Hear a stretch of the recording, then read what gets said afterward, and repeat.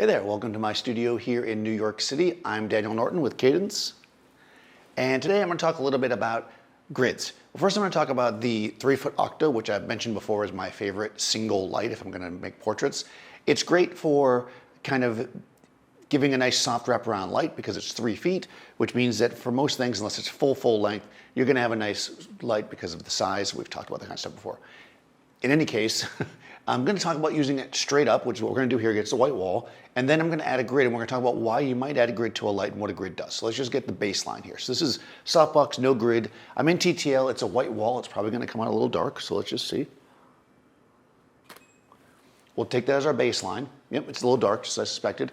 I'll switch to manual, I'm going to add 8/10. Now the reason why it's dark against the white wall is because, remember, TTL is always trying to grab that neutral gray, and of course white is not gray.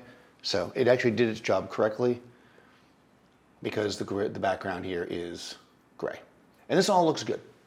Nice and simple. We could shoot a few like this. Let's shoot a couple while we're here. And this gives us that kind of fall off. What's nice about the octagon is that it has a really nice coverage, but it also has a really nice fall off. We can see how the edges of it are kind of a little bit darker. The light's really smooth coming across. It's a nice way to light a single light portrait. Let's add the grid. Okay, so I've put the grid on here now, and let's talk a little bit about what a grid is and what it does. So a grid is effectively, well, on these kind of lights, they often call them egg crate, which, because they kind of look like you put eggs in there, I guess.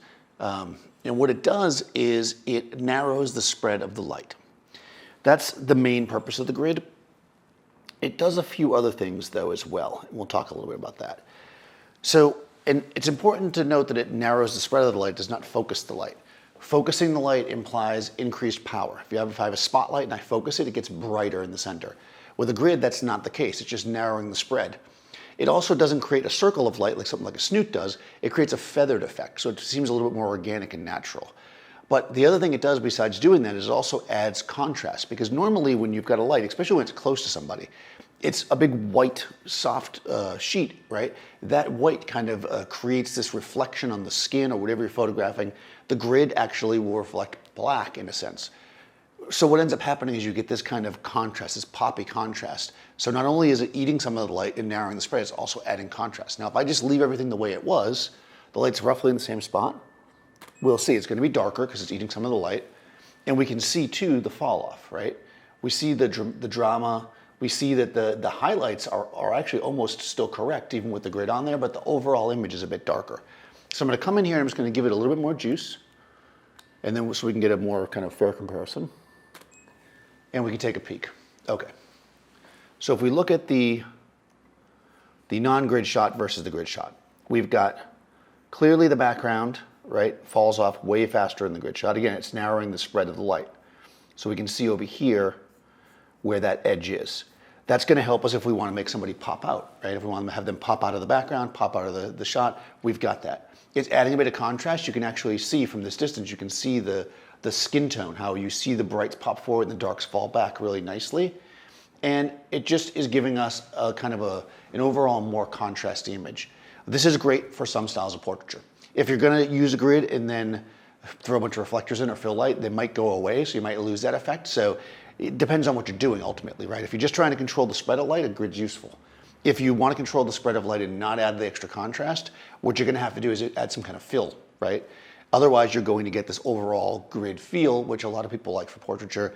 I find a grid super useful, especially on larger light sources, because it helps you control where the light falls. So let's just shoot a few with the grid, because I like the grid, and we'll go from there. So we can see really how this like really adds this contrast and makes it a very dramatic shot.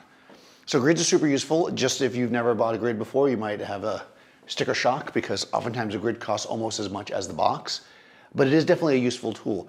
I would say that if you're trying to be on a budget, on your bigger light sources, get grids. Smaller lights, you can usually just kind of change their position slightly to give you that light to fall where you want it to. On a bigger light, you have a little less control there. So you got a big light, like a 3-foot Octa, 4-foot softbox, get a grid for it. You'll be able to add contrast and control.